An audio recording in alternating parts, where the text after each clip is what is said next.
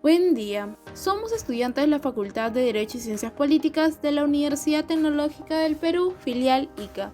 Actualmente nos encontramos cursando el cuarto ciclo de nuestra carrera profesional y en esta oportunidad, en el curso de Derecho Internacional Público, abordaremos el tema de la definición clásica y moderna, las características, las normas imperativas y dispositivas y la división del derecho internacional. Somos el grupo número 1 y los integrantes son Cucho Quiseverde, Elsa Luz, Ochoa Flores Daniel, Marcel, Tasaico Medina, Margarita Esperanza, Uribe Torres Gabriela y Yataco Bailón Angie Nicole. Con respecto al contenido se desarrollará lo siguiente: introducción, concepto del derecho clásico y moderno, características de las normas imperativas y dispositivas, división del derecho internacional, una sentencia a manera de ejemplificación y las respectivas conclusiones. A continuación se desarrollará el tema. Introducción. El derecho internacional público ha sido la respuesta frente a diversos tipos de conflictos asociados o agudizados a las relaciones que existen entre países, generando paz y estabilidad en los mismos. Ese se ha venido fortaleciendo, con dificultad, pero ha forjado distintos espacios para enfrentar y resolver las controversias entre algunos sujetos reconocidos por el mismo. Gracias a ello, hoy presenciamos la existencia de múltiples alternativas para el trámite pacífico de las controversias internacionales, los cuales van desde la clásica Corte Internacional de Justicia de La Haya hasta el Tribunal Penal Internacional, pasando por los diversos mecanismos de arbitramiento o mediación reconocidos a través de diversos tratados.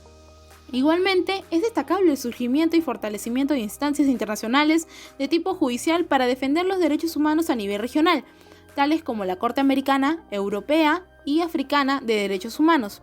Por otro lado, en un mundo totalmente globalizado, hace falta este tipo de instancias y una regulación parcial que se dedique a resolver las problemáticas que surgen a nivel mundial.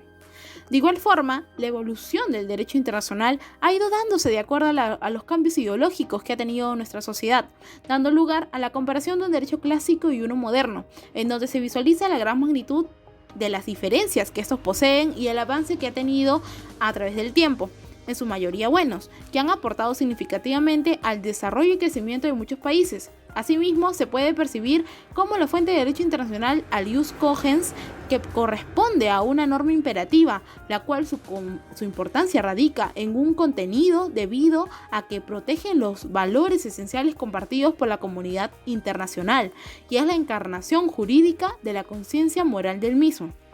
Por otra parte, se tiene en cuenta a las normas dispositivas en este ámbito, pues se aplican cuando dos o más estados, mediante un acuerdo, deciden excluir su aplicación o modificar su contenido entre las relaciones mutuas, teniendo como objetivo satisfacer los intereses individuales y comunes. En otro aspecto, el derecho internacional es muy amplio, tanto que se divide en diversos campos, los cuales tratan de abordar en su totalidad las problemáticas que surgen mundialmente. A continuación, se procederá a desarrollar el presente trabajo, que tiene como finalidad aportar y dar a conocer diferentes aspectos sobre el derecho internacional público, esperando que sirva para enriquecer nuestro caudal cognoscitivo en nuestra formación universitaria. En principio, es necesario conocer el concepto del derecho clásico y moderno.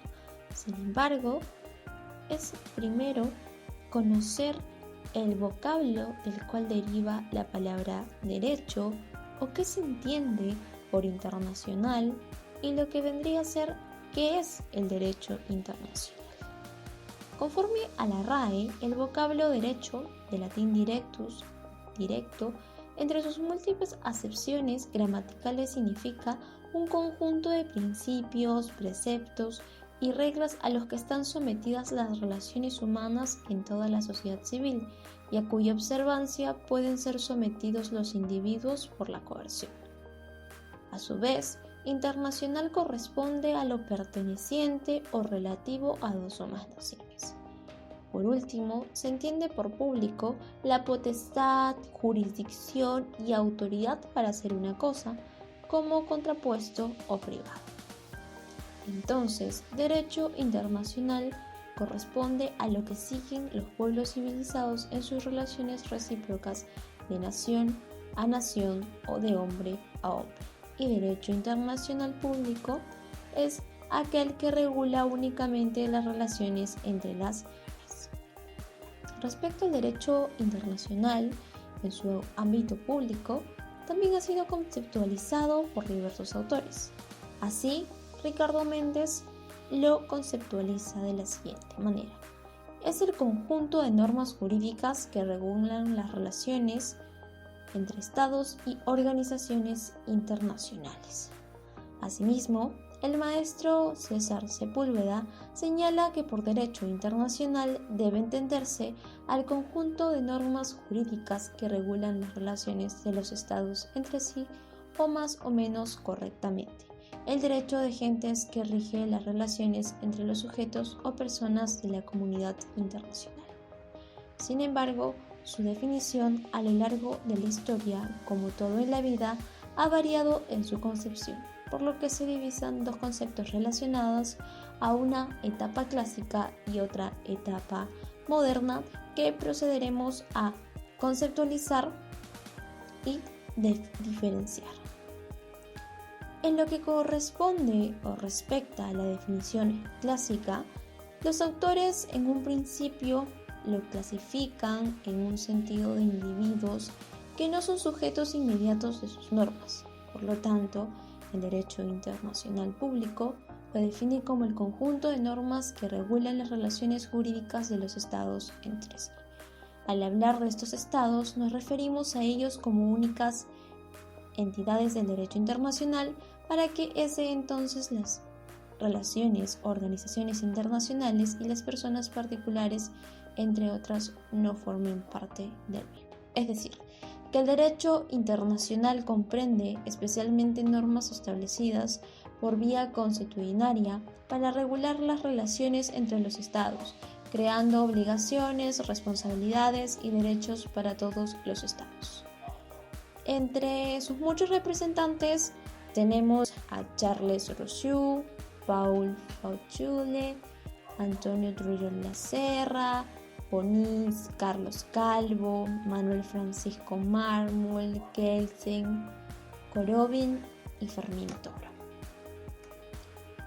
Lo que respecta a la definición moderna, y es también una evolución de la misma, es pues que al obtener el individuo de forma excepcional la capacidad de reclamar la protección de los derechos humanos fundamentales ante instancias internacionales específicas y al iniciarse la creación de organizaciones internacionales, el concepto de derecho internacional público sufre un inevitable cambio. Cabe destacar los escritores del siglo XV, como el español Francisco de Vitoria, que desarrolla su teoría sobre el derecho de gentes, Jus Gentium, para el ámbito internacional, concluyendo que también deben regirse por unas normas justas y respetuosas con los derechos de todos. Pero no fue hasta el Tratado de Westfalia de 1648 que no se pone en práctica un derecho internacional al uso.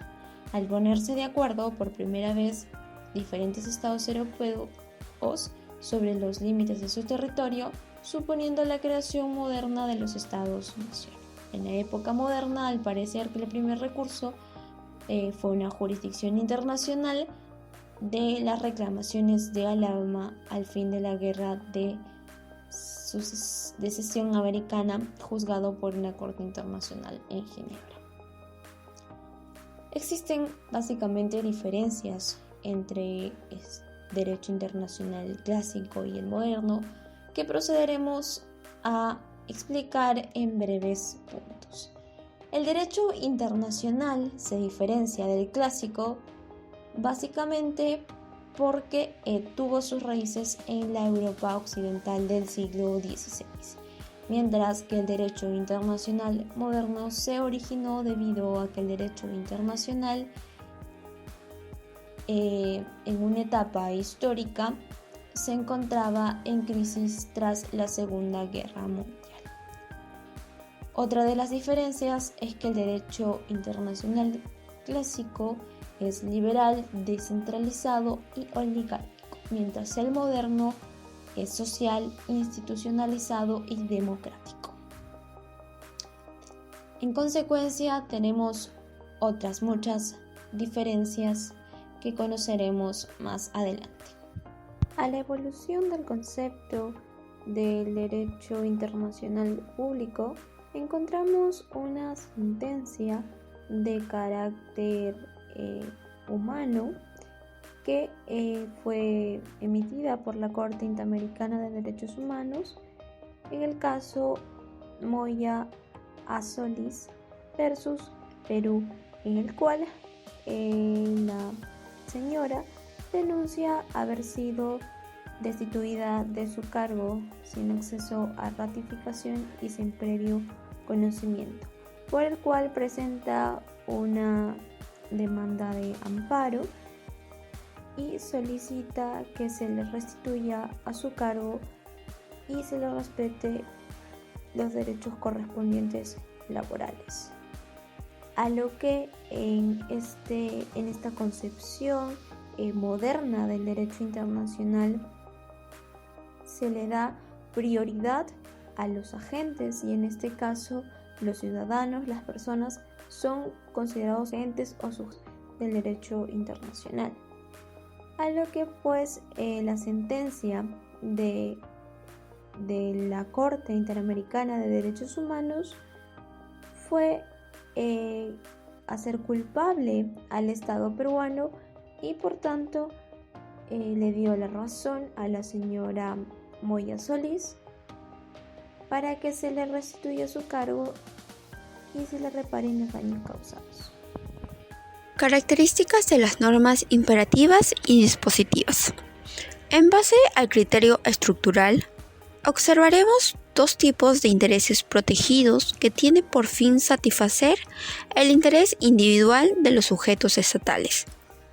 Por otro lado, se contextualizará las normas imperativas, ya que es aquella que no es posible sustraerse a lo que se obliga o se prohíbe. Asimismo, es supletoria, es decir, que está dispuesta por la norma, ya que puede ser cambiado o modificado según la voluntad de las personas intervinientes en la situación jurídica por la ley, elaborada o regulada. Un claro ejemplo es la Declaración Universal de los Derechos Humanos. Basándose netamente a las características, en primer lugar, las normas imperativas son tipo de derecho público. En segundo lugar, están dentro de las ramas penal, administrativo, fiscal, entre otros. En tercer lugar, las normas son imperativas cuando lo previsto en ella debe ser cumplida en sus estrictos términos. En cuarto lugar, no existe la posibilidad de acordar en la situación de regular la cuestión de forma diferente mediante el pacto. En quinto lugar, son aquellas que no admiten abrogación convencional, por lo que deben ser cumplidas bajo pena de sanción. Y por último, solo pueden modificarse para una mejor protección de lo establecido en la norma. Finalmente, las normas dispositivas son aquellas normas jurídicas de cuyo contenido puede ser prescindir en virtud del principio de la autonomía de la voluntad. Por ejemplo, los convenios entre dos países para el tránsito de los barcos por su territorio marítimo. Es por esta razón que es primordial también hacer mención sobre las características dispositivas. En primer lugar, sobre la ubicación, ya que son características del derecho privado. En segundo lugar, los sujetos se concretan con dos o más estados. En tercer lugar, la finalidad. Este pretende satisfacer los intereses individuales y comunes de los estados. En cuarto lugar, la flexibilidad. Se puede adaptar a las partes. En quinto lugar, la fuerza. Obligan a quienes están afectados por ellas. Y por último es la observación, si admiten abrogación convencional. División del derecho internacional. La globalización entre los seres humanos y la sociedad nos ha llevado a lo largo de la historia a romper las fronteras y buscar el mayor desarrollo mundial. permitiendo no solo relacionarnos con personas del mismo país, sino entre personas de hasta distintos continentes. Sin embargo, estas relaciones no siempre fueron y ni son perfectas, pues han existido a lo largo de la historia algunas guerras mundiales. Por ello es que surge el derecho internacional, como el conjunto de normas jurídicas que permite regular las relaciones entre los países, entre los estados, permitiendo la paz entre todos nosotros. Este derecho internacional se divide en dos: derecho internacional privado y derecho internacional público. El derecho internacional privado es la relación jurídica privada entre sujetos, es decir, toda relación donde se encuentre la manifestación de voluntad entre privados y que contenga un elemento internacional. Para una mejor comprensión, nos guiaremos del siguiente caso. Luisa, peruana de 20 años, realiza un viaje a Italia, donde conoció a Mateo, italiano de 26 años, quien después de 2 años de noviazgo deciden casarse en Italia. Por situación laboral, Luisa regresa a Perú, junto con su esposo, Mateo. Una vez en Perú, registran su matrimonio y al cabo de 3 años, con una hija y 2 casas, una en Perú y una en Italia, deciden divorciarse. Ante dicho caso nos preguntamos, ¿quién es el juez competente para realizar dicho divorcio? ¿El italiano o el peruano? ¿Qué juez es competente para regular la tutela de la menor hija? Es aquí donde entra el derecho internacional privado, el cual se ocupa de resolver dichas controversias establecidas la competencia y legislación en los casos correspondientes. Para que el derecho internacional privado cumpla su función, este debe guiar de los tratados, convenios, derechos internacionales privados de los distintos países.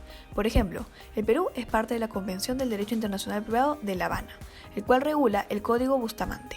Mediante este convenio, los países americanos que son miembros regirán las relaciones privadas internacionales. Por otro lado, tenemos el derecho internacional público. El derecho internacional público, como ya te lo hemos mencionado, se encarga de regular y mantener la paz entre las relaciones de los estados del mundo, y entre los estados con organizaciones internacionales también. Este derecho viene a ser un conjunto de normas que los mismos estados deciden aplicar y someterse a su cumplimiento.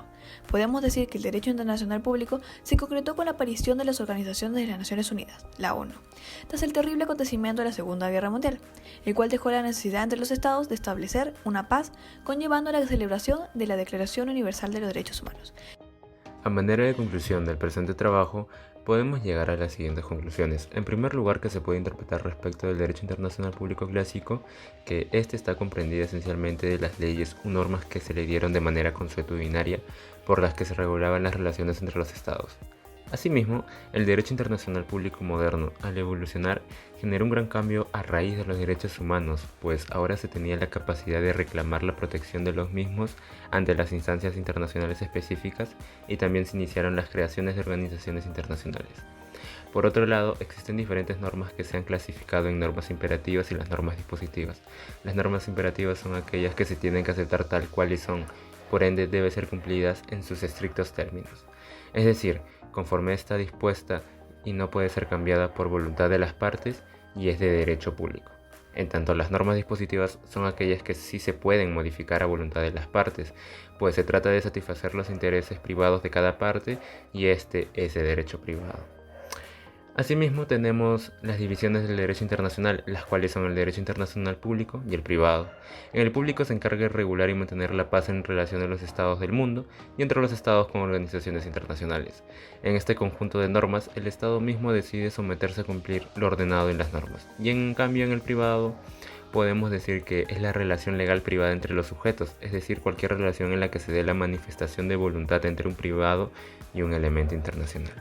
Gracias. Esperemos que la información de este trabajo haya sido de su agrado y les haya servido en la ilustración del curso de Derecho Internacional Público. Somos de la Universidad Tecnológica del Perú, la Facultad de Derecho. No olviden suscribirse y dejar su manito arriba.